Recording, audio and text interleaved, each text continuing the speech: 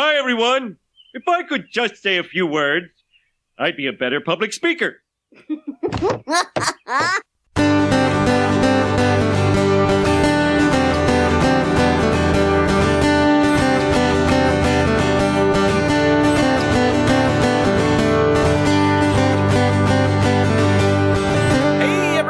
Welcome to ABA Inside Track, the podcast that's like reading in your car, but safer. I'm your host, Robert Perry Cruz, and with me as always are my fabulous public speakers. 7 minutes ago. Oh, Bill and Ted's Abraham Lincoln. It's so nice to see you. And Jackie, because I couldn't think of anything because I don't know things. Hi, it's me. Diana. And Jackie. Yes. XOXO. So welcome to ABA Inside Track. We are a podcast all about behavior analysis and behavior analytic research. Each week we pick a topic. We are Wild Stallions. This is not a Bill and Ted's Excellent Adventure review podcast. It's not a movie podcast at all. It is instead a podcast, as I was saying, about behavior analysis and behavior analytic research. Oh, fine. Yes, where every week we pick a topic and we discuss some relevant articles on that topic. Kind of like your old-fashioned journal club. And despite the fact that every time we start recording, everyone says, you know what, can we do this quickly? Because it's very late, because we usually record late at night. It does seem everyone wants to make ridiculous references sometimes. And then we just talk for like 20 minutes. I'm like, I'm coming over early because I'm tired, guys. So we need to start ASAP. And then I got here late, and then I was like, let's chat about my whole weekend. Yeah. And some of that might be because, when you're a podcaster, you're doing a lot of private speaking. But we thought, let's talk a little bit about the topic of public speaking this week. And that's what we're going to do. Yeah. We do talk a lot, but you know what? We don't always do it in front of an audience. Though I guess we have in the past. And we thought, let's see what research there is about public speaking. Now, this is a topic that I know the ABAI, if you don't subscribe to the ABAI newsletter, they often send articles. And this came from one of the free articles they sent was an article by Pat Friman about public speaking, which is going to be our first article for tonight. And I said, let's do public speaking. That's going to be so fun. We actually had done one article on public speaking way back when. It was episode 12. It was our very first grab bag where we sort of just picked 3 articles. You've just picked one article that was of interest to us. And since we just started that podcast, it had been, a couple months into doing the podcast. I picked an article by Mancuso and Miltenberger from 2016 in the Journal of Applied Behavior Analysis about using habit reversal to decrease filled pauses in public speaking. And that was a lot of fun. And that was because we had too many filled pauses and Rob was trying to edit. Yes. Totally. He was so mad at us. Yeah. If you go back, one of our bonus very episodes passive-aggressive. is we've done bloopers a few years, not every year, but our first one, it pretty much is just a montage of Dan and Jackie, I thought it was funny. I don't know if anyone else did. So we looked out for some other cool public speaking articles, and we found that there aren't a ton outside of the follow-up to the Mancuso-Miltenberger. So we had to kind of go back in the Wayback Machine for a few older ones. And of course, we'll do the article by Pat Friman. And also, just a shout out to our buddy Matt Scoria, who did an episode on public speaking with Pat Friman. So if you're interested in hearing Pat Friman talk about his own article as well, or his own work as a public speaker, check out Behavioral Observations, which is another fabulous behavior analytic podcast. Yeah, he's great to listen to. Yes. Pat Friman. Both of them. And Matt. Both yeah, of them but are that's what I was Diana. trying to say. Yes. So we'll be doing it a little bit different. We don't have Pat Friman here. We'll just sort of be talking about his article and then talking about some actual research related to public speaking. So why don't I tell y'all what we'll be discussing? So the first article, we're going to start off with Pat Friman's article, Behavior Analyst to the Front, a 15-step tutorial on public speaking. And that's in The Behavior Analyst in 2014. Then we're going to go into the Wayback Machine with Fawcett and Miller's Training Public Speaking Behavior, an Experimental Analysis and Social Validation from the Journal of Applied Behavior Analysis in 1975. And then we'll finally be ending with Black and Martin's A Component Analysis of Public Speaking Behaviors Across Individuals and Behavioral Categories. And that's in Communication Education 1980. And those are our 3 articles for today on public speaking. I'm excited. This is a good topic because it's highly relevant to many people out there. Almost everyone has the opportunity to speak publicly, either when they were in college or to a large or small group at work, and a lot of people don't like it.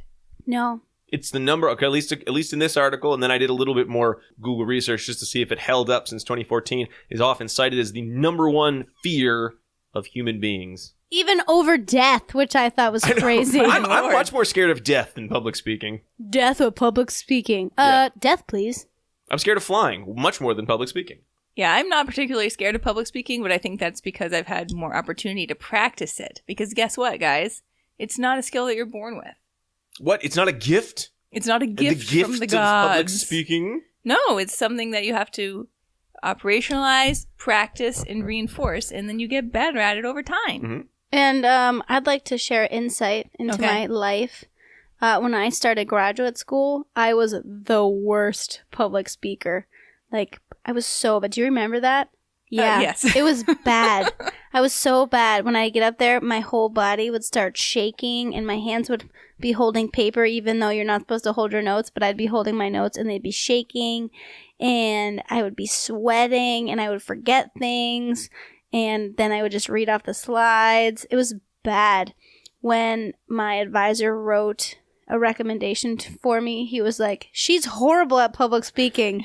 She's in the lower 1% of her class for public speaking, but I bet she'll get better. And just think, that was in 2003. That is a ringing endorsement. Right? Yeah. I bet she'll get better. 2003. But now I public speak every day in my job, right? Yeah. So you can get better. If it's scary for you, know that with practice and following these 15 steps that Friman talked about and getting some behavioral skills training, you too can be a great public speaker. Mm-hmm. It's a 15-step process to a better you. Now you might think that potentially, Rob, I hear you talking on the show. You probably were always a good public speaker, and I have to tell you, I was. I've always been very good at it. Rob, you love talking. I won a high school public speaking award. I said thingamajig. This is not surprising. No, I was in what's that? When you're in high school and you do the court thing? Debate? Model UN? Something like that. And I tried to get up there and argue my case, and I was like, but he had the thingamajiggy. That's not how you I win. could never be on debate. You don't win that way. You're correct. Your opinion is valid. Oh. See, I learned... And much better than mine. I rest my case. I learned very early, I think, a lot of what Pat Friman talks about in his article, the idea of you want to own the room, you want to be telling a story, you have to have a point, and you want to come back to a point, because I love a good concluding remarks. I always love that. So even back then, I just realized, if I get up and I kind of big and I change the tone and tempo of my voice and I kind of tell a story, and at the end I have a good couple concluding sentences, that's a lot of the work right there. And, and practicing, having going over it and talking out loud. Most people don't. Here's a pro tip to everyone out there, and this doesn't just relate to public speaking. Whatever you're writing, whether it is a public speaking event or a paper or a report, give yourself an hour after you type it. Read it through in your head or out loud. You will find so many mistakes that you'll say, God, I'm glad I didn't publish this. Right. And it'll be 50% better than whatever you wrote. Even if it's not that good, whatever you wrote, it'll still be 50% better. So just a little pro tip for you. Yeah, and while no one is born a great speaker, except for me, I was definitely born. Except for Rob, I do think, Rob, that you bring a lot into your speaking, just through some of your other general presence about you, right? So you have a commanding voice, you're energetic in your presentation. Don't forget handsome. You're so handsome. Your beard is well trimmed. Oh, thank you. Mm-hmm. Wow, this is marriage 101 right now. Give your husband compliments. It's all. It was all. I'm kidding though. Right, all of that behavior you're very was shaped. charismatic. Yes. In your presentation, and I think that I don't know if it's through it being shaped or through your practice of it, but both. But you hit a lot of the points that many of these articles bring up, as far as eye contact and gestures and starting a story and ending a story and tying in some anecdotes. So you have all those pieces there. Now, did you practice those? You say that they just came to you. No. I practiced all of this stuff. From This is nothing that just came out of my forehead. Okay. Go with the Greek allusions there. I won a Rotary Club speech. You did? Yeah. I think you told me that. I don't remember what it was about though. I don't either. All right, that's enough talking about how great we are. Let's get into the articles. Talk about how great they are. I know that all of us at this table have seen Pat Friman speak in many, many, many conferences and many, many situations. So we've certainly heard him speak. So unlike if you've never heard him speak, you might say, who's this dude telling me these ways to be better public speaker? Look him up. Definitely look him up. You can get to some of his talks on YouTube. But he embodies every single one of these points so well. Like I heard him speaking, like he read the article to me as I was reading it to myself. I could hear his voice in like every section of this paper. When he's talking about his karate match and his pants falling down, when he was talking about being prepared, when he was talking about how he uses slides, how he tells jokes. I mean, he even brought up a lot of his, points that he often will make at, say, a Babbitt conference about behavior analysis is going to save the world, and how, the basic principles are what changes our behavior. We don't blame people. We talk about behavior and principles. If you haven't heard him speak, you should picture him wearing either a bow tie or a big fat necktie and sunglasses indoors. Mm-hmm. Suspenders? They'll complete the look. Sometimes suspenders too. Yeah, he definitely is following a lot of his own advice, which I guess is why he wrote it down. One of the things I do have to criticize this article on is I believe there actually are 16 steps in the tutorial because they do 4 twice. So good, they had to just list it twice. This article should have been totally called, list number 4 twice. 16. I didn't even get that when I was reading it. I only got it when I was taking my own notes because I saw 15 in the title, so I got 15 at the end. I said, "Yep, okay, there we go." But when I was taking my notes and I was writing down, like, okay, what was number 4? Well, you know what, though? What they list as number 15, which would be 16, is just concluding. Okay. So they should not have done concluding remarks as 15, and then it would be 15. Yeah, they're like, he called it 15, so maybe there are 15. Perhaps. And like the editorial process. So there are either 15 or 16 steps to better public speaking. We're not quite sure. But let's get in briefly into what they are, because I think these are ones that Dr. Friman says himself are from his own experience, a lot of his own anecdotes, from books he's read on public speaking, from, other people's public speaking. So this isn't really a research article in the way that we usually do, but it's worth going over, I think, these rules, because I think they're important for all behavior analysts to be good at following. Now, the crux of the article deals with the idea that we're all very scared. Everyone's kind of scared of public speaking to some extent, but the issue is not that you need to overcome your fear. That's not the issue. It's you just need to get better at public speaking while you are afraid. That's the trick. There's no way to just make your fear go away just by changing yourself. It doesn't work that way. You have to actually practice public speaking. You have to be around the stimuli that cause fear, which is a big group of people in front of me. There's a podium. My PowerPoint slides are behind me. All those stimuli. You just have to be better at being in that moment and then staying there in the old negative reinforcement style. Just stay there. And a lot of these tips will help you sort of be able to start that process and then not be overwhelmed by that process. So you can continue staying there. And the longer you stay there, the less afraid you will be. One thing I love that he points out is like the common way that people try to curb themselves in these presentations is to imagine the audience naked. He's like, I don't recommend that because then they're going to be foolish, and you want to take them seriously because you want them to be with you in this journey. I liked that. Mm-hmm. Yeah, I don't know who came up. He didn't. I don't think he could find. He said Winston Churchill, maybe. Oh, yeah. A lot of people said Winston Churchill had said that, but who knows? That sounds apocryphal. One of the things that you need to deal with if you are afraid of public speaking is you need to engage in other behaviors that will allow you to be in the presence of public speaking or stimuli related to public speaking. I do also appreciate that he did say this article could also be for people who are not afraid of public speaking so much as they are overconfident about their public speaking, but he wasn't as worried about those people, he said, because the issue for people who are scared of public speaking is he wants to help you. The only people who get hurt by people overconfident about their public speaking is their audience. So yeah, it's not that bad. It could be worse. That's awesome. Because they don't, if you don't follow some of these rules, you're going to be a bad public speaker, whether you're afraid or you say you're not afraid. 15 suggestions. And a lot of these, I did a little Google search. A lot of these seem to be the norm in like, hey, here's some ways to be a public speaker. Click this link. You won't believe what number 3 is. Most of those, it was nice to see that they were all about the behavior of public speaking rather than just, feel good or like build your self-esteem. Power pose. Power pose. The first tip that Dr. Friman gives is prepare, prepare, prepare. Because to be honest, if you are scared of public speaking, and you are not prepared, you will just continue to be scared because you don't know what you're saying and you're going to focus more on what you're not doing correctly. You want to have your first 5 minutes and your last 5 minutes at least really solid. Because again, the first 5 minutes will probably be when you're most nervous.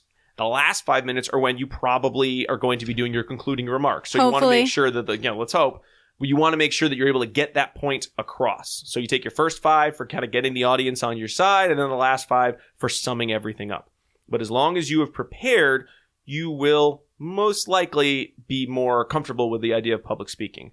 He also recommends you could do some of the old techniques that say, like, he cites Demosthenes, the old classics. Taking it back. Yeah, way back. Who did a practice just on the actual act of speaking. So he put pebbles in his mouth. He'd run up and down hills or sand dunes or something when he was trying to speak, to sort of just improve his ability, the fluency with which he was able to speak.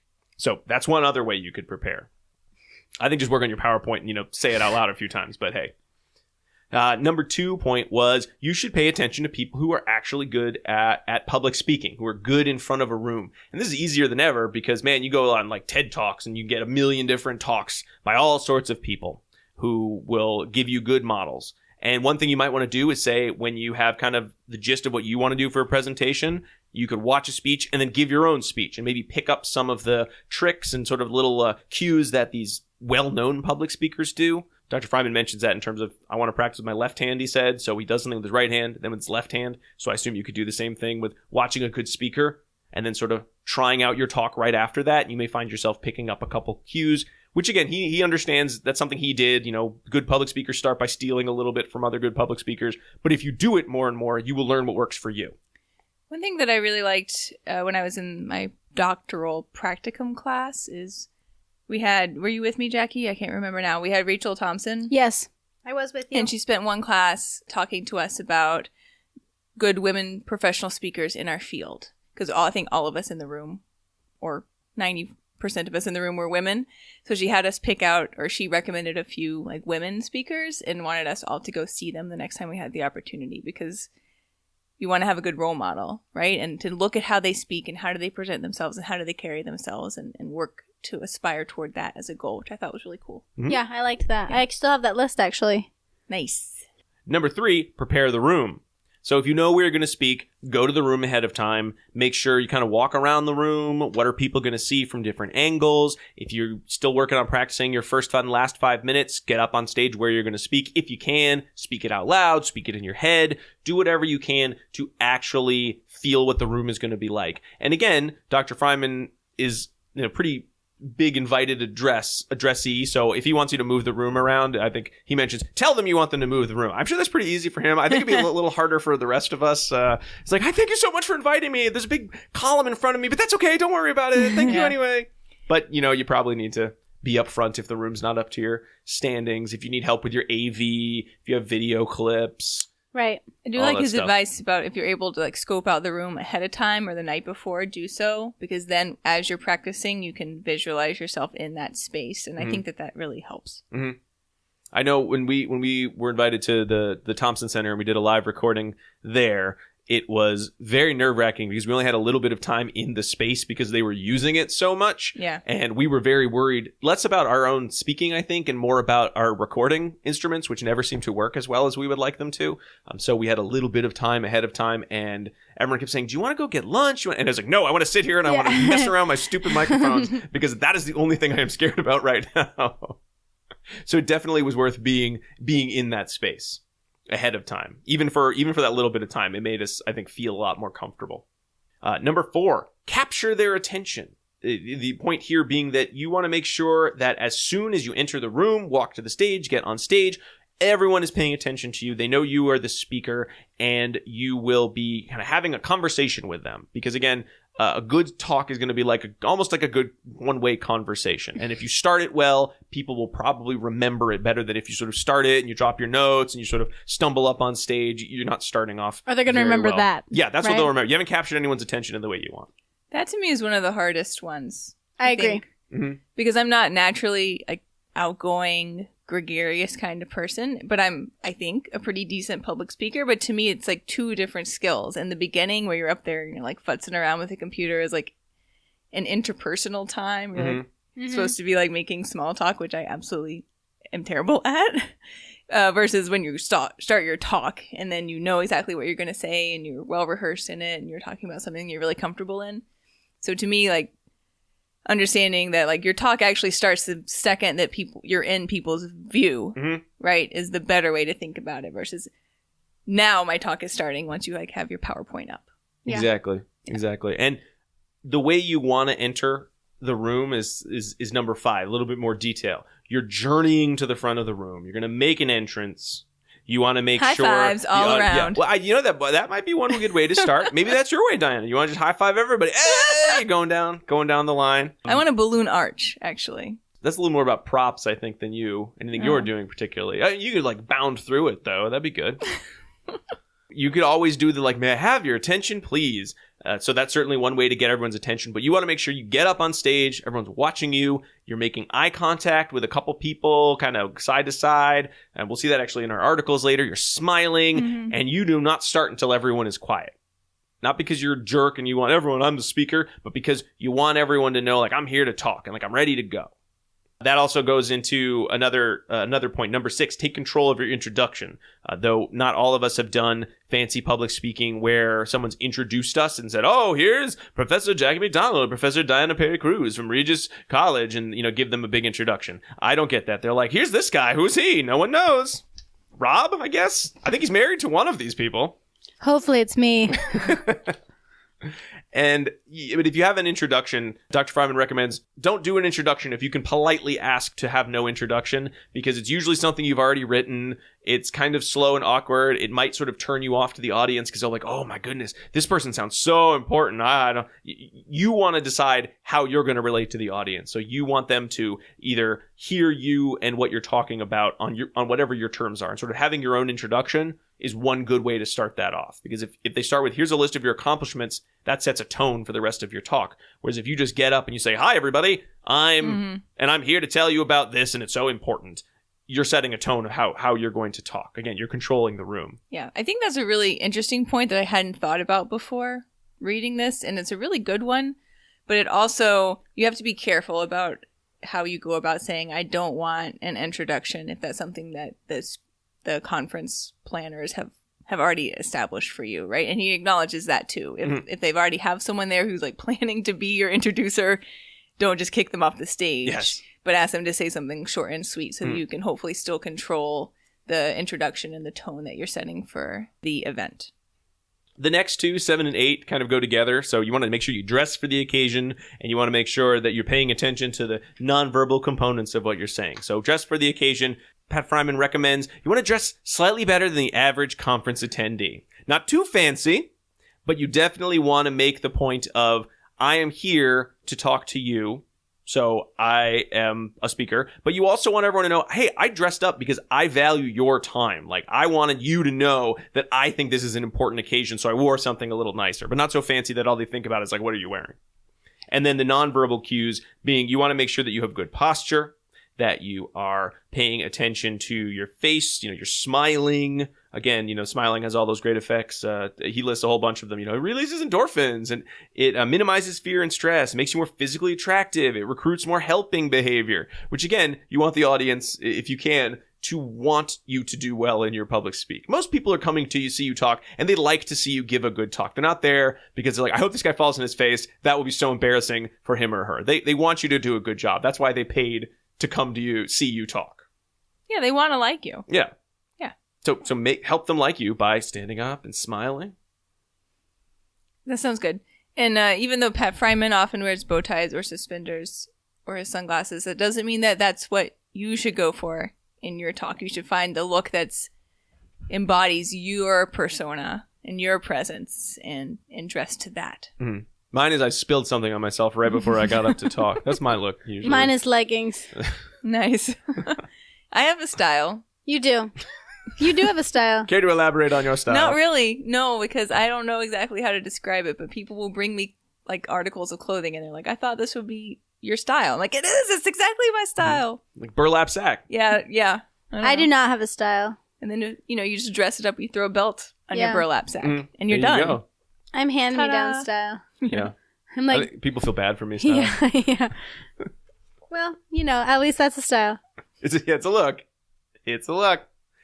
One thing I loved point 9, which was using your voice like an instrument. I do love sort of his description of all the ways that you can use your voice. And I heard Pat Friman talking in every one of these examples. You want to pay attention to your volume, to your tone. Again, if you're louder, everyone's going to be paying closer attention because they think you're going to say something important. If you're quieter, it's kind of a confidential, so people might lean in and listen like they're going to hear a secret that's only for them.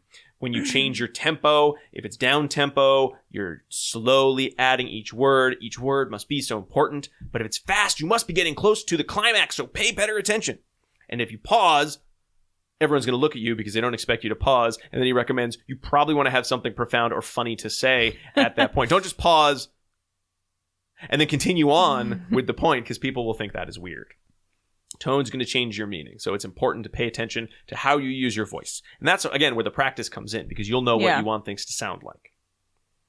Number 10, show up, which at first I thought meant like, I guess if you show up, that's important. You can't public speak without being there. But that point is more the kind of quote unquote getting outside of your own head. And he mentions a lot of activities that he'll do with people who come to him for advice on public speaking, like making them sing songs or say stupid phrases over and over. You should have some sort of a trick that gets you to stop thinking about, sort of your own private verbal behavior, but is this going well? Are people looking at me? What might be happening? Because that's not important. You want to be thinking about what it is you're talking about. So this happened to me at one point. I got an award a couple years ago at Babbitt, and I was in the front. I was giving my presentation, and I was like animated, and I was like super excited. And then there was one of our professors in like the third row, and he was laughing so hard, laughing so hard that his like whole body was like in tremors. He was crying, and that's hard to get past. I was like, did I say something like very inappropriate? I'm like, I have prepped this talk so well that there's like nothing that could go wrong here. And I was like, what is happening? Right. So I'm like, I'm just gonna keep going, right? But it got like, I paused for a minute because I was like in my own head. And that's never helpful. And afterwards, he just said that one of my pictures that I had drawn looked inappropriate, and he like couldn't get past it. And I was like, oh. And then I looked at it. I was like, yeah, that's true. But it was so that may happen. Like you have to realize that the audience members are there, and they won't just smile and nod at you, right? They may shake their heads or look at their phone. Or I was giving a talk at APA once, too, about behavior momentum, and someone, like, looked at me disgusted and then left, which was, like, super sad, right? But you have to keep going. Right, you do. Yeah.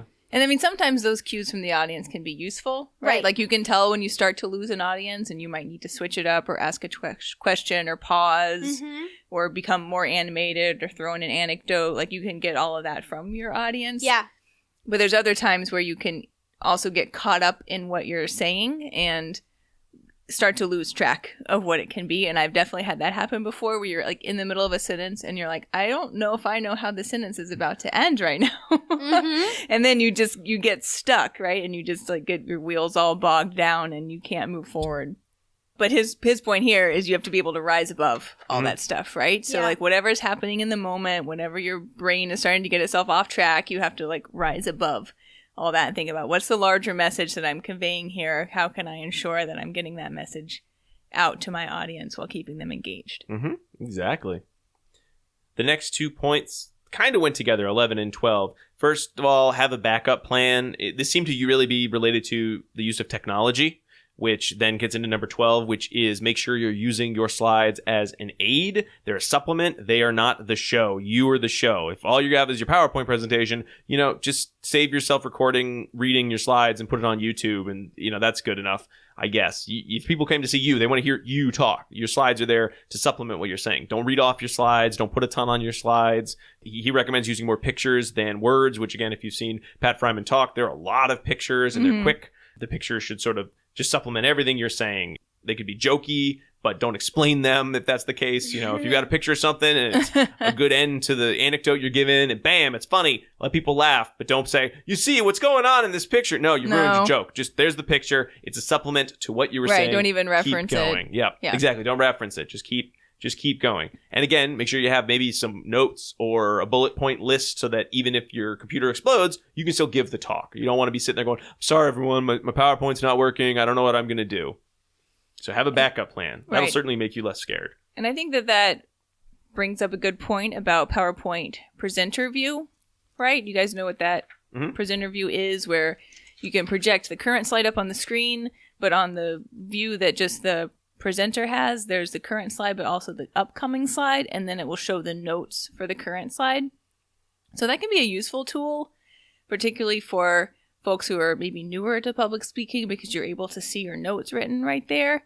But it can also be a crutch. If you're trying to read precisely from those notes, then you risk giving a really boring presentation, right? But even though I don't typically write down exactly what I'm going to say, I do think that they're helpful in that they provide that cue for what's about to come up on the next slide. Because what I often tend to do is I talk ahead, and I'll talk about the current slide and the next slide while I'm still on the current slide. And then I'll go to the next slide and be like, oh shoot, I just said everything I was going to say on this slide on the last slide because I wasn't sure which slide it was supposed to be said on, right? And, part of that is to do with practice. But also, if you can see what's about to come next, then you'll be able to make a really nice, clean segue into the next slide and remember what you're about to say so that you cover front and back what should be said when. So I think it's useful for that, even if you're not a person that tends to write down a lot of notes. I make my students write down everything that they're going to say initially, and then have them, the first time they do it, read it out loud, because then they're like, wow, that sounds bad. And I'm like, yes. But then when they present, I expect them not to be reading, but I expect them to use those as cues to help them practice. Yeah. And it takes time. It takes a lot of time. Yeah. Well, I think even for us, we've gone back and forth. We've had episodes that I think we've written notes that we tried to make a little more scripted, more sort of when we started out. I think we either tried to be like too loose or too notey, and you can hear a difference in them. When you're reading from notes, it is I am reading a script. I'm going for it. I am telling you something interesting. And it might be kind of interesting, if it's a good enough topic, you're probably going to get away with it, but you're not going to be regarded as very memorable. You want to have your bullets. You want to have your supplements. That's what the slides are there for, to give you kind of like a quick reminder. This is what I should be talking about right now. But you're not reading from them or narrating from them. They're just little cues, or there's something that just goes along with what you're saying. So, he certainly gives the example of if you have a graph, it's a lot easier to have a graph that you briefly talk over than try to describe, okay, the graph looks like this guy. Here's the x-axis and the y-axis. You could do it, but it's going to be better to just have the picture up there with the graph on it.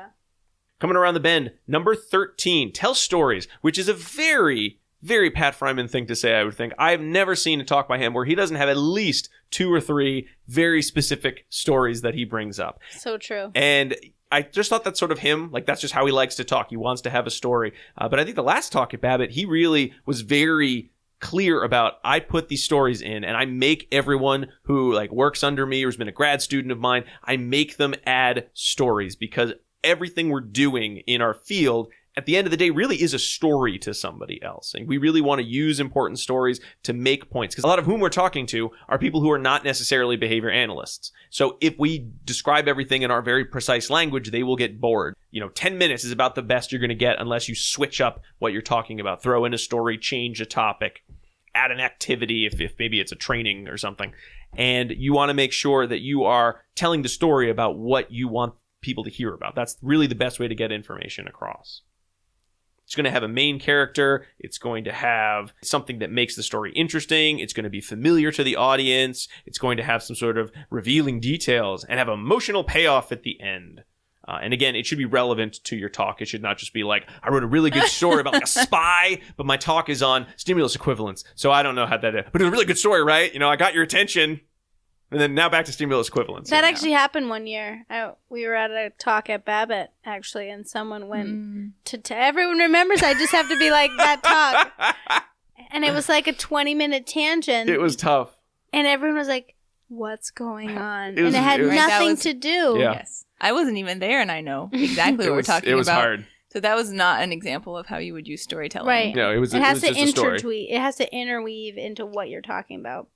Whereas I think this year, John Bailey, when he was doing his talk on ethics, his talk was a lot about the development of the ethics code, and it was a lot of stories because he pretty much lived the development of the ethics code, and it was fabulous. It was interesting. So fabulous. And I know that, sometimes if you're giving a talk that's really related to your clinical work, that you can't tell stories about the participants or the clients, right? So it wouldn't be those types of stories, but it could be related to other aspects of the work that you've done, or other ways that it could relate to your life or someone else's life, right? And bring in some of those types of anecdotes. Sure. It'll make it a lot more interesting. Very true. Finally, say something important and don't go over your time limit, or the last 2 points of the 15. And then we got the 16th concluding remark. You should be talking about something that's interesting to you. It is a lot more fun and a lot more interesting to talk about something that you are interested in. You have been invited to talk to people because you are going to say something about a topic that you want to talk about. So make sure that you are paying attention to your message. He mentions, know what the message of your talk is, whatever you're talking about. What is the fundamental thing you're trying to get across? That's something I know that Pat always does in all of his talks. He's always getting across the idea of behavior analysis being important, that what's going on in our environment and our learning history has to do with what we're doing. It's not because we're bad people or evil people. That always comes through. And I think it makes it just such a more natural talk when he's giving that, because he knows what he wants to talk about. He has that, and it's important to him. And then I always love don't go over your time limit, and the idea that, well, it's respectful to the audience, and no one has ever been sad when they hear, oh no, the 50-minute talk I was going to was only 47 minutes. Oh, shucks. I wish I got those 3 minutes. They're all fine. Everyone's Get to good. beat the line to the bathroom. Yeah, or lunch, or, It is tough when someone realizes that they only have a few minutes left and then is trying to cram in so much information in the last couple minutes. So, but that, again, goes back to preparedness and knowing how long it's going to take you to get through your slides. And also, I think it was number maybe 11 or 12, have a backup plan too. So if you suddenly realize, oh, my time's almost up, I only have a few minutes more, what are the most important points I need to make here? That you can flip through those slides quickly and make those points and wrap things up nicely still without rushing is a nice skill to have. Mm-hmm. I agree. All right. Those are the tips from Dr. Pat Friman. But as much as this article, I think, says a number of pieces of information that either we've received in our own careers that sound very true, that we've used ourselves, it doesn't get into what does research tell us about public speaking and how to improve our public speaking. And while I think a lot of these components could be tested, have any of them? Yes. Yes, they have, Jackie. But we won't talk about that quite yet. Let's take a little break first. We'll be right back.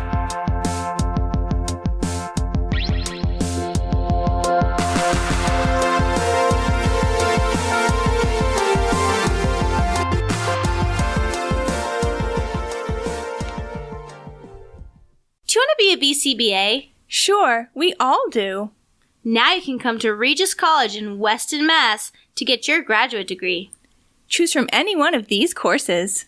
Masters of Science in Applied Behavior Analysis. Masters of Science in Special Education. Dual degree in Special Ed and ABA. Or be eligible for your postmaster's certificate. You can complete your degree and be ready to sit for the exam in 2 years. And our 2017 grads had a 100% pass rate on the BACB exam. Come enjoy practicum placement support, ethics mini handbooks, PhD-level professors, small class sizes, and a service trip to Iceland. If interested, don't delay. Supplies are limited. Learn more at regiscollege.edu. Again, that's www.regiscollege.edu, regiscollege.edu. One more time, www.regiscollege.edu. See you there!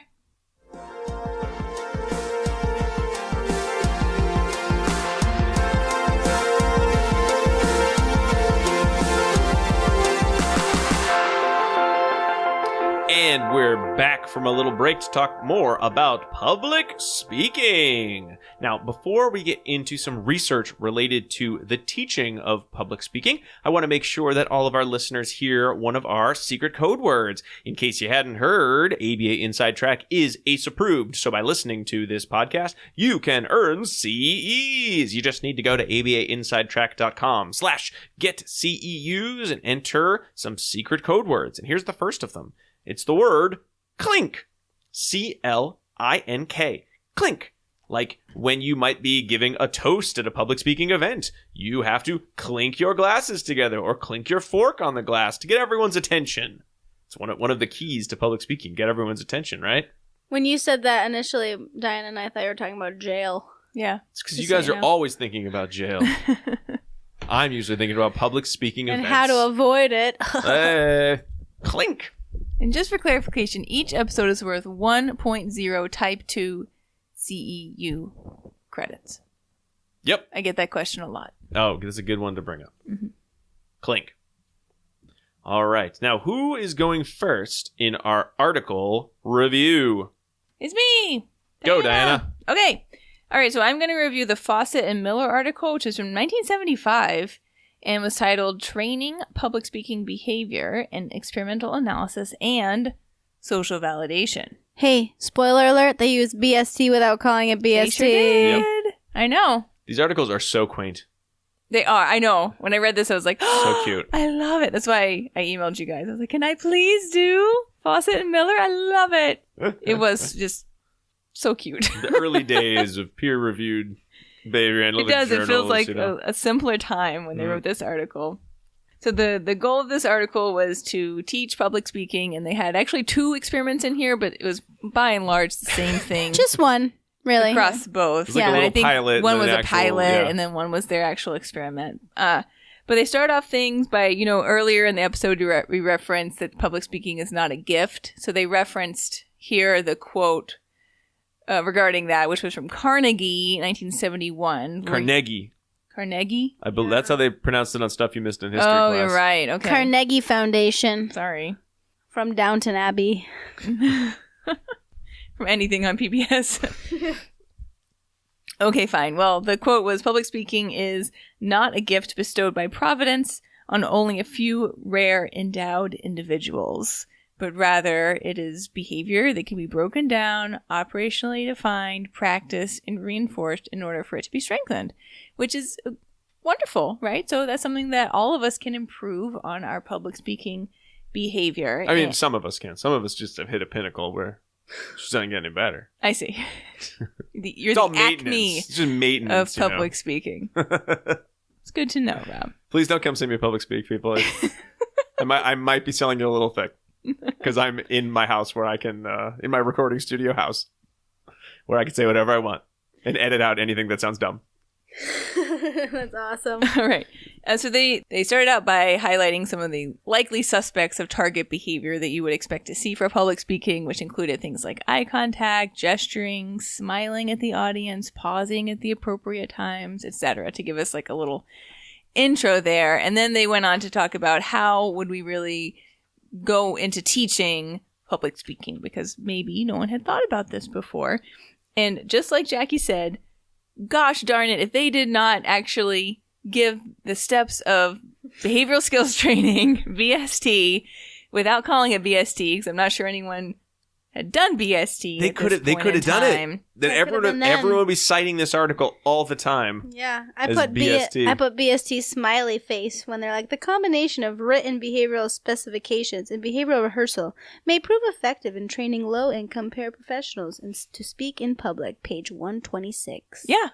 Yeah, exactly. Yeah. So they included pretty much all the features, right? So the instruction, they were very heavy on the instruction in this study, and then they had role play and feedback. One interesting thing, though, I wonder if you can still buy copies of the public speaking manual that they used. I wondered that too. It's an 83-page manual. Yeah, and it's available from the first author upon request for $6. Might be with more inflation, now. it's probably $100 now. But I did not look it up. I was like, I wonder, but that's something that I'll do. And if someone really wants to know, email us at abainsidetrack@gmail.com and I'll let you know.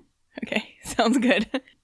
Yeah, so that was how they taught public speaking, and they broke it down according to several different target behaviors in a multiple baseline design for the varying participants that they had. So like I said, it was really 2 experiments as they had it listed, but they used the same basic procedures across both.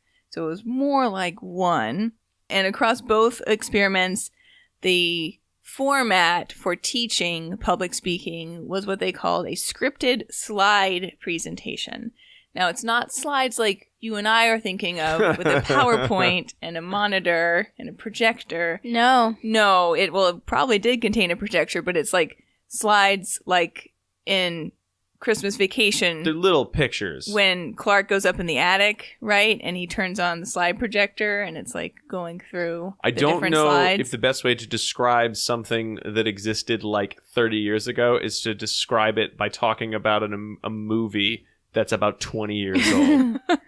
I want you to know that when I did my Actually, 30 years old. That movie's about 30 years old now. when I did my master's program, I actually printed out the PowerPoint slides onto a piece of film paper and then had to put it onto the projector. It was a transparency. It's a Yeah, transparency. that's what it was called. I was like, I don't know what that's called, but yes, I That's did that. an overhead projector. Right. Right. But This is preceded it. What? I'm trying to think of like a saw the movie It. media. If you saw the movie I didn't see It, that movie. there's It a just scene in freaks it me out. where the kids are looking at a slideshow. It's like a little circular projector, Yeah. like a projector, like an LCD projector, a projector you'd have nowadays. But instead of like a computer, it's got just a tray in the middle. It looks kind of like Or an air Viewmaster. filter that's been taken out of your car. Yep.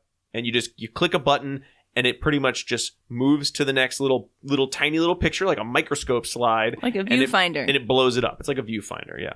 Not that anyone knows if they're younger than us what a viewfinder is either. It's a great scene. Great scene They in still have It viewfinders. with a slideshow. They still have viewfinders. Okay. They have like He-Man on them, and They did have those in the They 80s still do. No, when you we can still were buy them. children. they still do. Our kids got them. Those are old. They're not like our original Viewmasters No, from when I we were got those from children. the thrift store. Oh. Okay, guys. So they had 13 slides. Just in pretend it was a this PowerPoint slide presentation. It's basically the same we spent idea. more time I talking know. about the slide projector. I know. So the slides had a little bit of text on them that they were not supposed to just read, but they were supposed to refer to, is the gist of it. And they were on some topic. They don't even tell us what the topic was necessarily. So they focus on 3 behaviors to target generally. So the first one was eye contact. Were the participants making eye contact with their audience while they were speaking?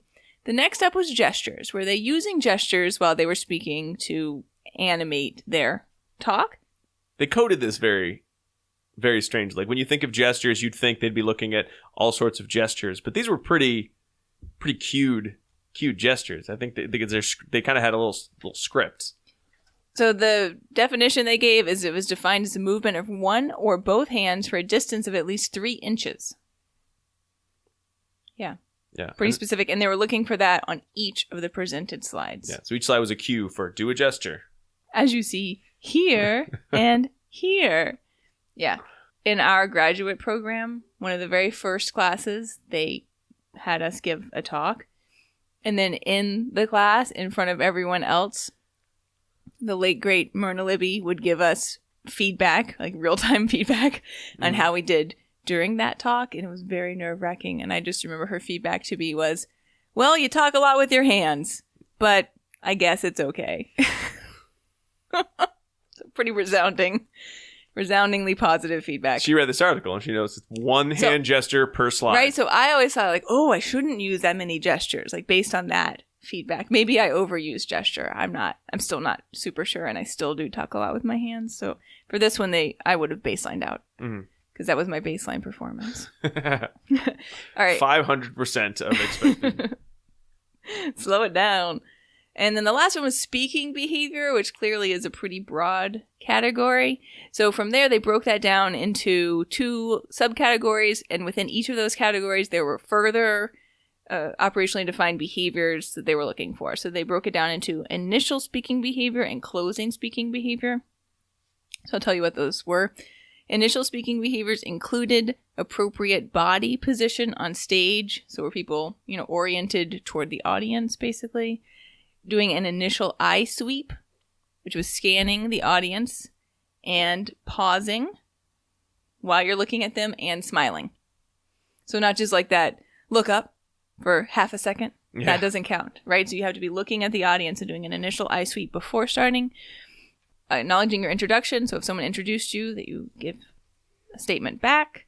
Doing an initial greeting to your audience, also while smiling. You gotta make sure you get that smile in there.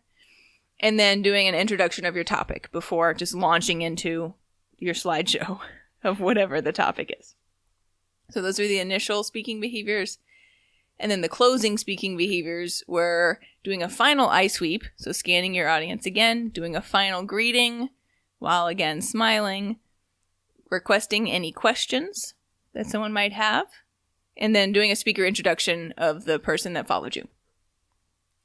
So that was the breakdown of what they were looking for. And then they also had another category called Other, in which they were looking to ensure that the speaker's appearance, posture, and loudness were adequate. Mm-hmm. They said these weren't an issue, so we didn't really talk about them very much. All of our participants did great. They were so loud. Yeah, so they didn't have to break these down, but I kind of wish they had, because I feel like these often can be a problem for novice speakers. Loudness can often be an issue, and overall posture as well. Sometimes people will kind of like lay down on the podium a little bit. Yeah. Or just be sort of too casual up there. And it does sort of cut into some of their final points in terms of these were the components that seemed to, get the best ratings from the audience. If we're assuming that there's a baseline of they all had the appropriate volume, they all had the appropriate posture, it still won't tell us. There's no way for us to know would difference in volume, would difference in posture have had an effect on audience rating scales. Right. Because we're assuming, at least from what the authors say, there's kind of a baseline performance on those that seemed fine to them, so didn't impact what those scores are. Yeah, but you're and right. we didn't get to see what training on those elements might look like. I mean, I assume they would still use BSD. Yeah. Probably the same. They describe it, and yeah. Right, but it would be, kind of nice to have that, because I do think that for some people that can be quite a challenge, and it can eat into your buy-in with your audience. If you go up there and you look too timid, or you're not talking loud enough, or you just sort of overall seem super nervous, that can eat into your audience's perception of you. Or even they're thinking of their own internal thoughts about you, right? Like, ooh, I hope they're okay. Like, I hope they get it together, right? Because that's what I'm thinking. I'm like, they can do it. Like, keep going, but I don't hear anything they're saying. I do. Yeah, I'm always the same way. I'm worried about them. I always hate when you're listening to a talk and then somebody in the back goes, "We can't hear you," and I always just feel like, oh God, I feel so bad for the person up on stage, because you're immediately like, oh well, I don't know if I can fix this problem because maybe my mic shut out and there's nothing I can do about it, and I just have to project louder. And now I'm thinking about, am I loud enough? And I'm probably screaming. And I mean, man, talk about getting in your own head about that stuff. Yeah, I don't have a very loud speaking voice, so that is always a challenge for me. What? There's no way I would know that from my audio engineering of your voice. That's not a problem for me. No one's ever said that to me. It's not a problem for you either. No, for me, it's usually please be quieter. Yeah, but anyway, it's just me, y'all. So we talked a little bit about the methods already that they used, but they had what they dubbed an instructional package, which, as we already noted, basically maps onto the steps of BST, which is pretty awesome. Like I said, it was instruction heavy because they provided them with an 83-page public speaking manual, which they needed to read. Which you can't find quickly on the internet, by the way. Does it still cost $6? I couldn't find it. Oh. It was probably some sort of self-published kind of thing. They mimeographed the pages or whatever. Yeah, I couldn't find it. I was just going to say it's probably like has one of those blue covers and it's stapled on the side. Yeah. So you'd have to go back in time, perhaps, to read it, but you can probably glean from these other articles what some of the contents were. So they had them read that, and then they had sort of broken down modules based on the different topics that they had them go over, and then there were quizzes as well assigned to this. And it took the participants between about 4 to 7 hours to complete all the trainings that were associated with the manual. So that was the first part of the training piece. Next up, they did rehearsal with them, which we can assume included both the modeling and the role play because they took turns on that, and they did that basically to mastery and provided them feedback as well. So it was like BSD. That's what they did, right? Interestingly, they also had a cool component where they had one of the trained participants train the next participant herself, which was cool, and they didn't give it a whole lot of airplay.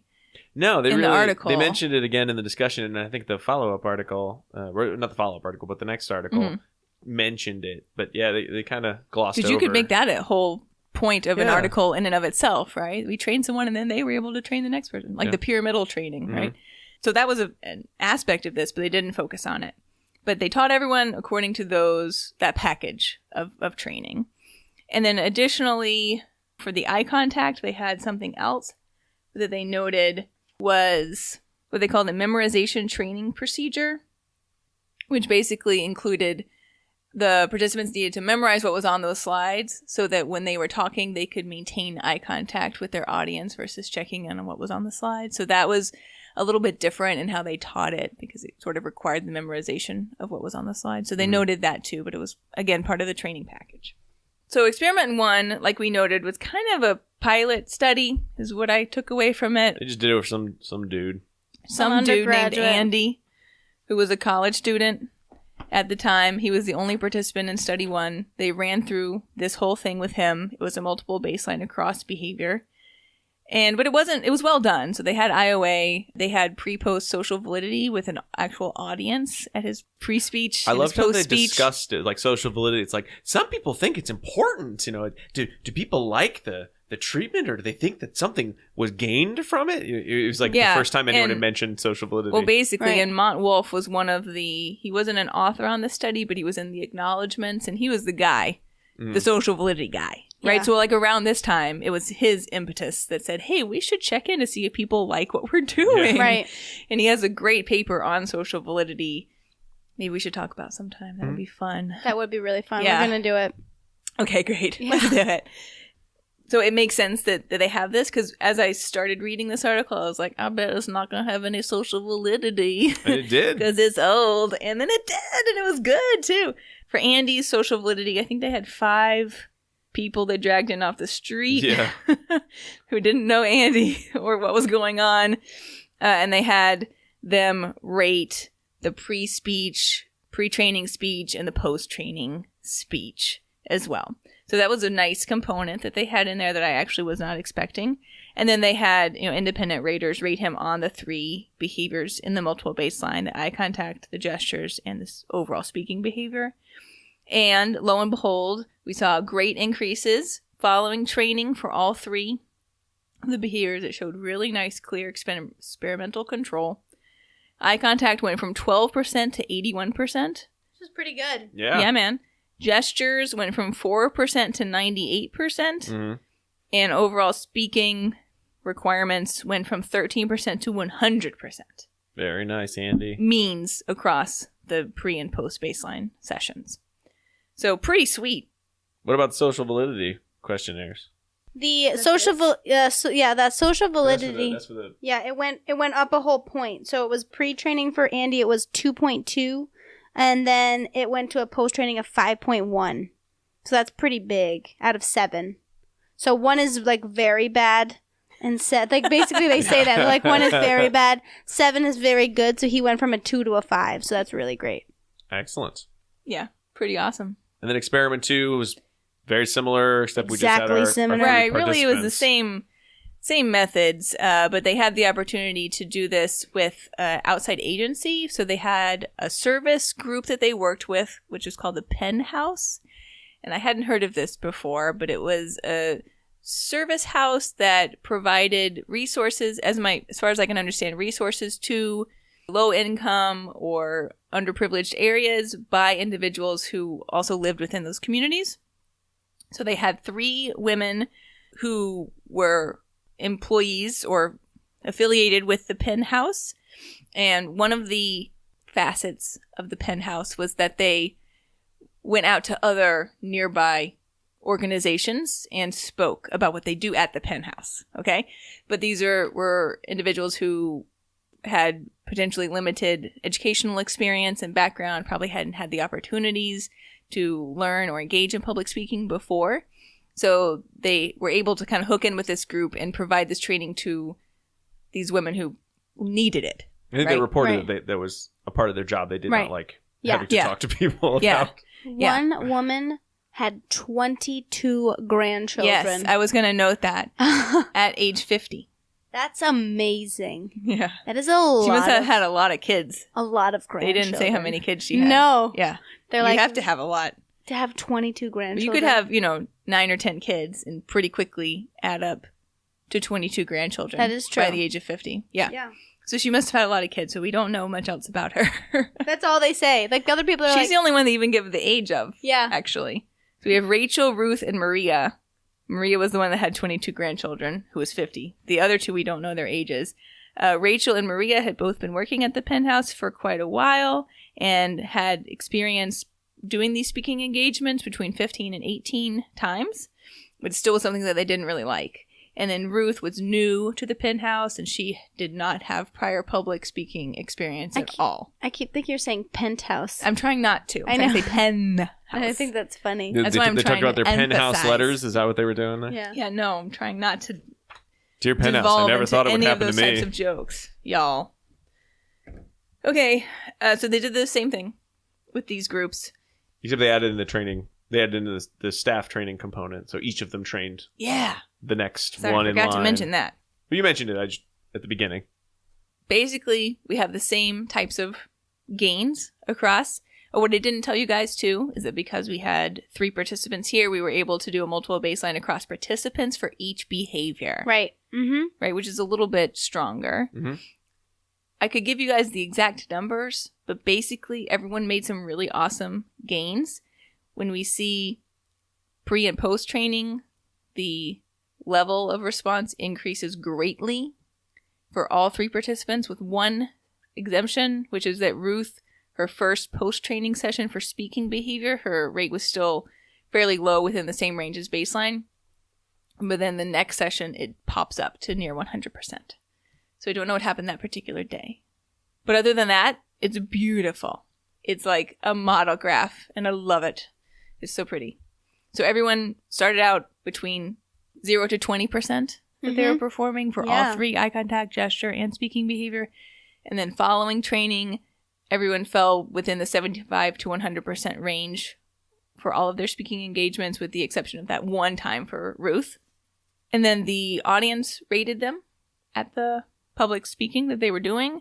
And you can see an increase in the mean scores for all 3 of them, pre and post training. Everyone was around 3 to 4 on our scale from 1 to 7. So it was basically neutral, right? Pre-training and then post-training scores ranged, or means ranged, from 4 to 6. So we had a modest increase for some of them and a greater increase for others. Mm-hmm. And they did mention in there, and I didn't see it in this article. However, I think the next article, the Black and Martin. Yeah, the Black and Martin, it did, the graphs did seem to make a little bit more sense, but they did mention that the most important component that they seemed to train was the eye contact.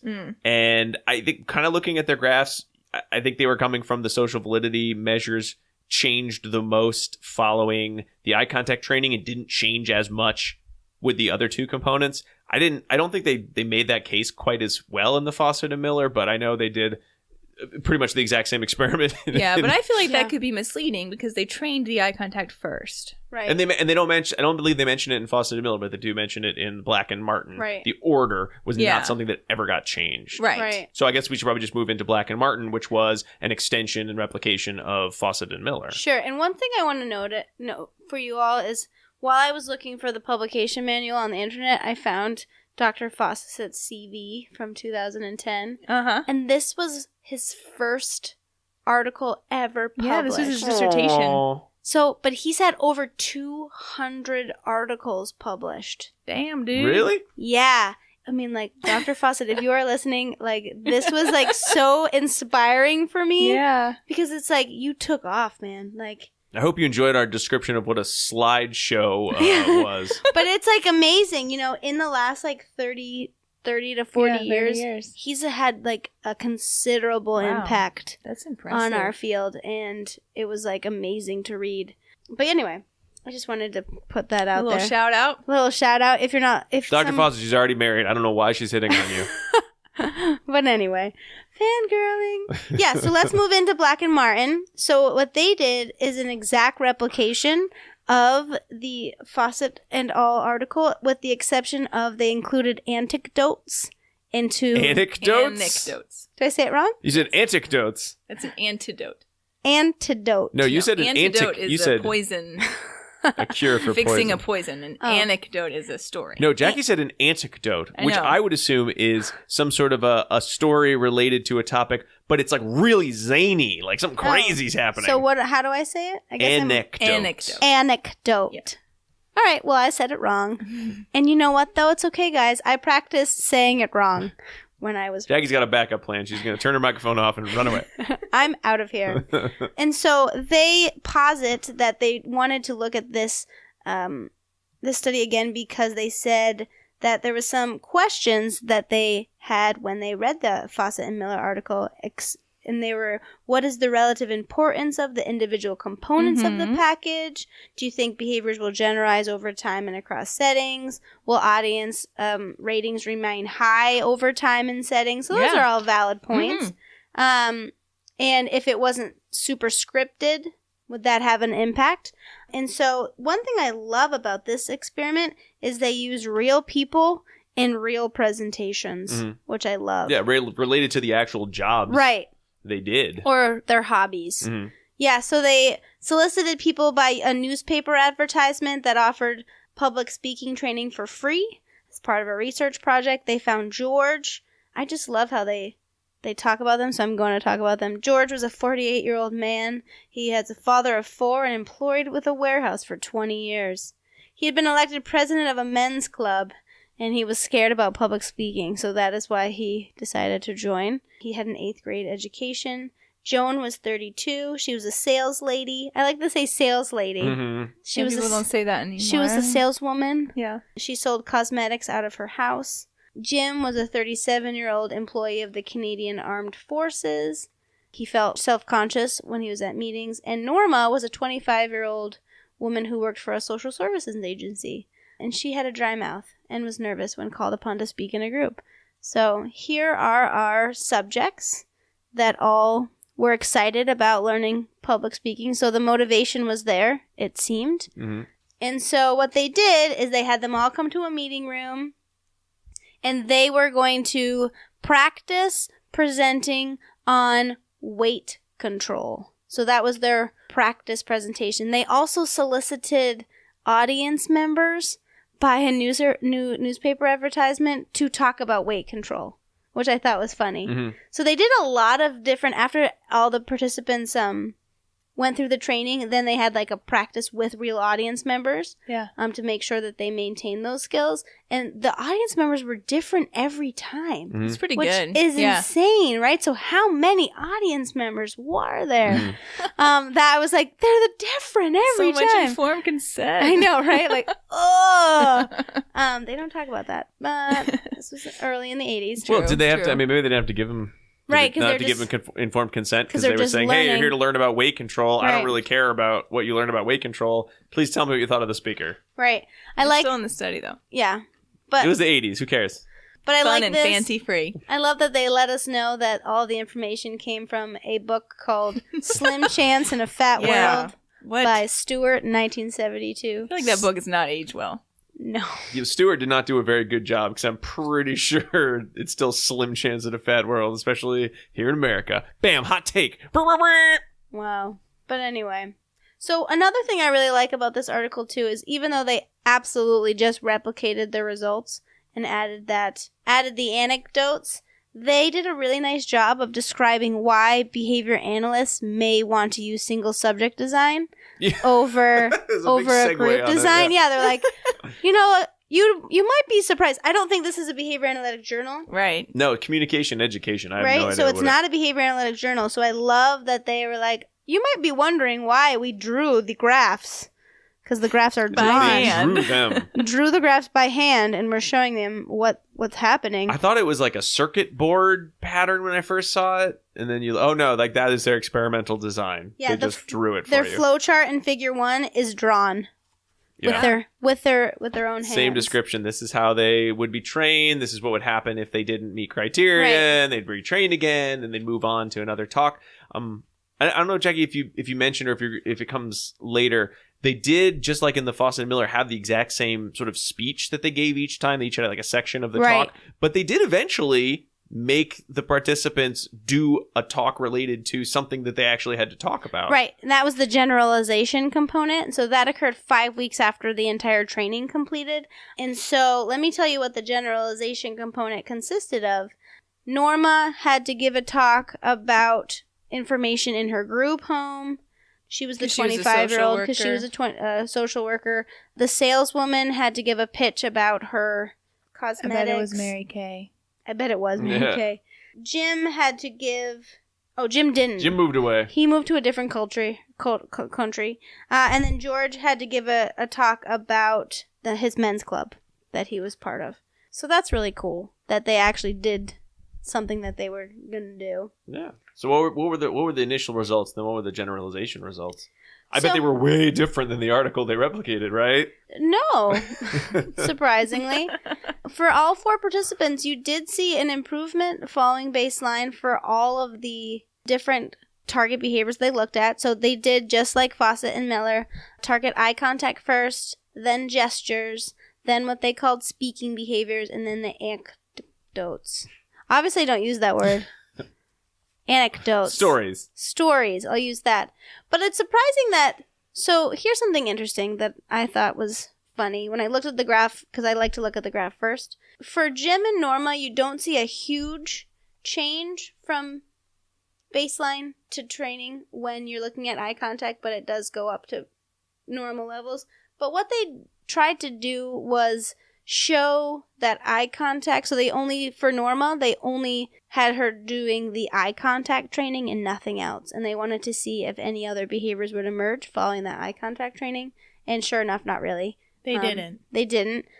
So then they're saying here that it is possible that eye contact training may be necessary and sufficient for increasing public speaking behavior. Mm-hmm. I don't really think there's enough data to suggest that. Yeah. I think the only piece that sort of hints at it is when you look at the social validity questionnaires, they shot up for Norma after her training, and then for the others, they shot up after the eye contact training. So even though there is an objective measurement that, hey, even though your eye contact component is really good, the other components aren't happening, they didn't get much higher in the social validity questionnaire. So once they got good eye contact, they were rated as pretty good speakers. And then even though they learned to do other skills with public speaking, they didn't really get significantly higher ratings. Now, again, you mentioned Diana, and they mentioned in the article, it's the same training every single time, the same order. So, yeah, you're right. We wouldn't say really know that's 100% true. Yeah. But eye contact's really powerful. That does point to that is potentially being true and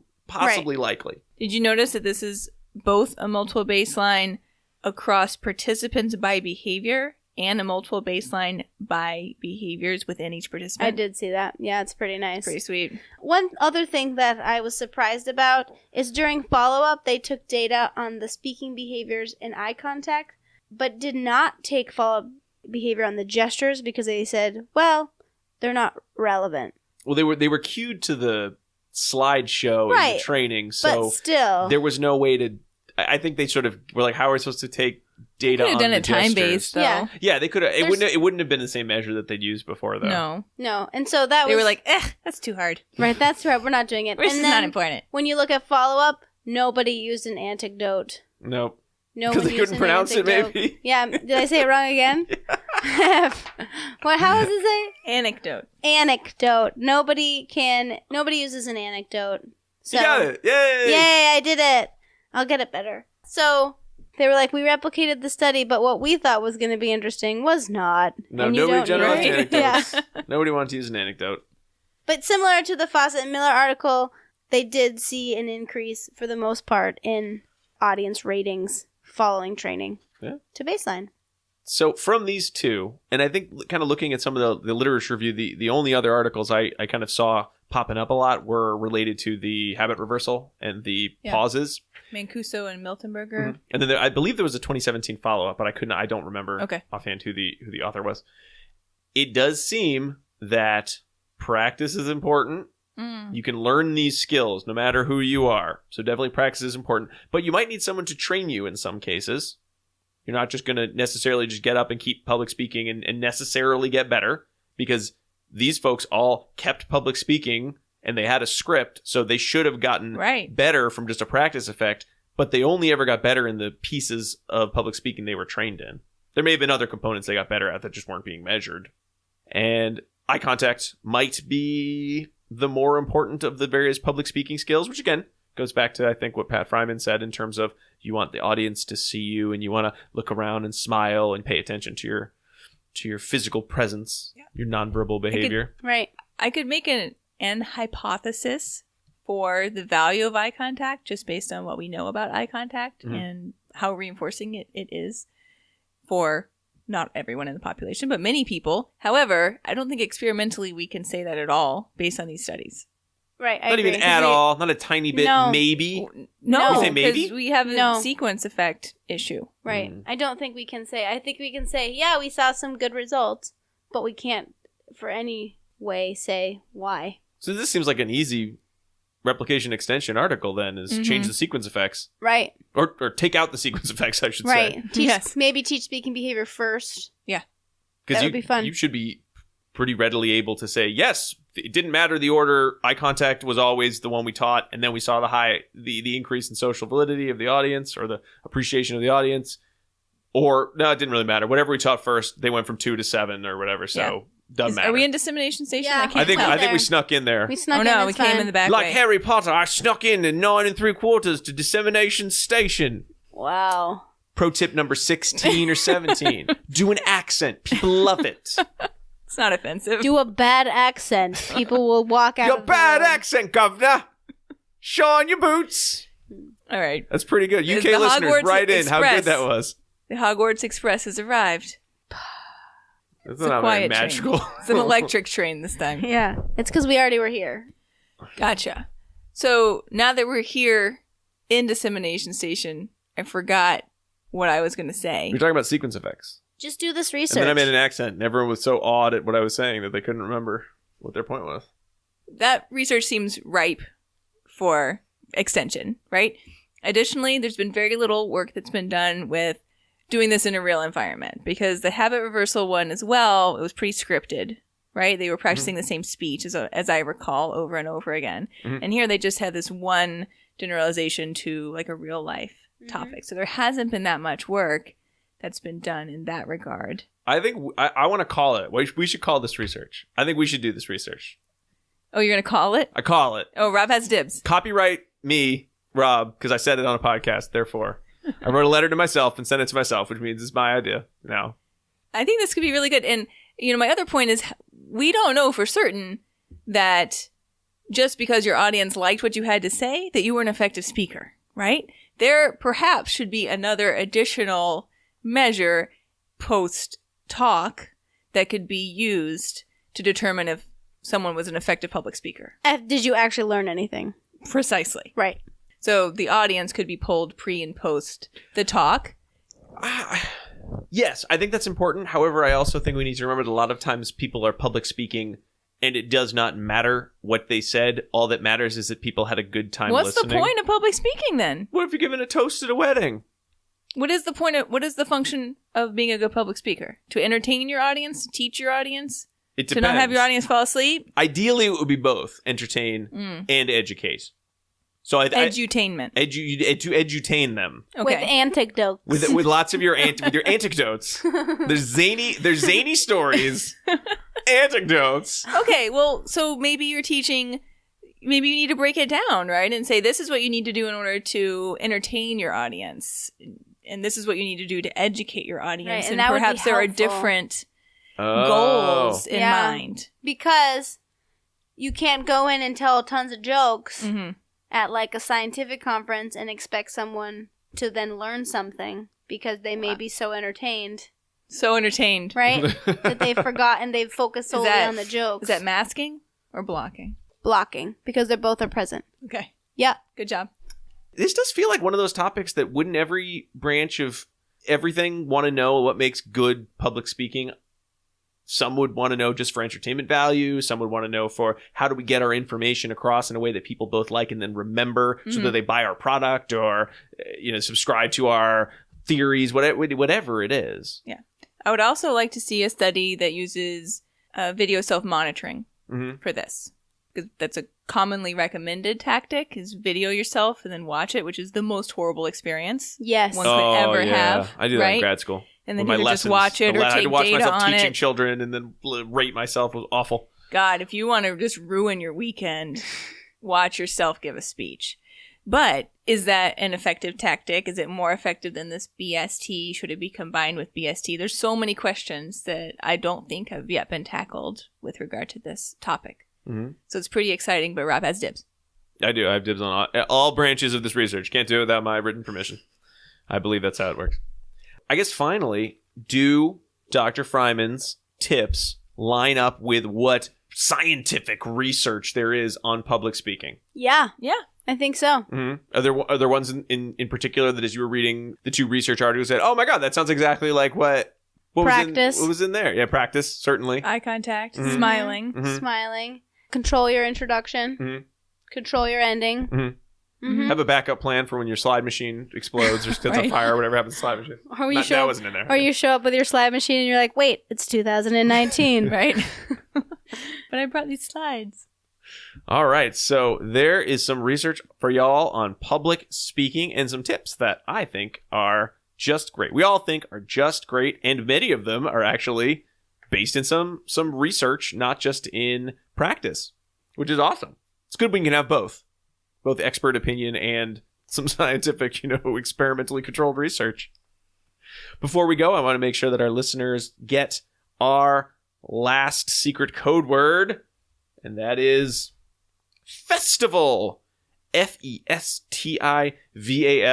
You might find yourself public speaking at a festival, like a Renaissance festival, perhaps? Hear ye, hear ye. Oh, I should do my accent again. Oh, God. My lord? Is it St. Swithin's Day already? Festival. Getting a lot of head nods. I guess it's time to stop recording. Well, that's the end of ABA Inside Track, perhaps forever, I guess. We hope you enjoyed the show. We hope that you think about no, don't think about it. You should both subscribe to our podcast wherever you get podcasts, Apple Podcasts, Stitcher, or Spotify, anywhere. We also hope you would leave us a review. It'd be really helpful both in giving us feedback in getting the word out about ABA Inside Track. You can find us on social media everywhere: Instagram, Facebook, Twitter, YouTube as ABA Inside Track. You can visit our website at abainsidetrack.com, both to listen to the episodes and to order CEs if you would so like those Type 2 CEUs. And you can also email us with questions, feedback, or ideas for future episodes at abainsidetrack@gmail.com. Were those positive nods, Jackie, or are you reading something interesting? Positive nods. Okay, thank you. We will be back next week with another fabulous episode, but until then, keep responding. Bye!